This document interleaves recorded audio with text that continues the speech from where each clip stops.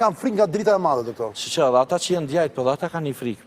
Ata mundohen vetëm kur njerëzit friken, ta bojnë një sherr. Për shembull mund të rrëzohet diçka në sen, njerëzit ta ndjen emocionalisht friken, dhe ata në atë shpejtësi mundohen të hyjnë në shpirt, t'ia thithin energjinë e frikës njeriut, dhe ata ushqen si ushqim me frikën e njeriut.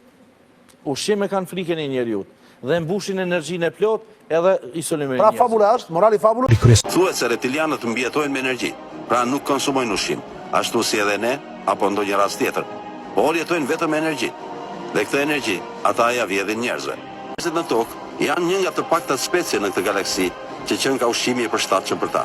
Në fakt, trupi njeriut është një trup organik, që duke qenë akoma i pazhvilluar, ai bën lëvizje fizike, dhe kjo lëvizje cinetike krijon bioenergji, gjë që për të është perfekte.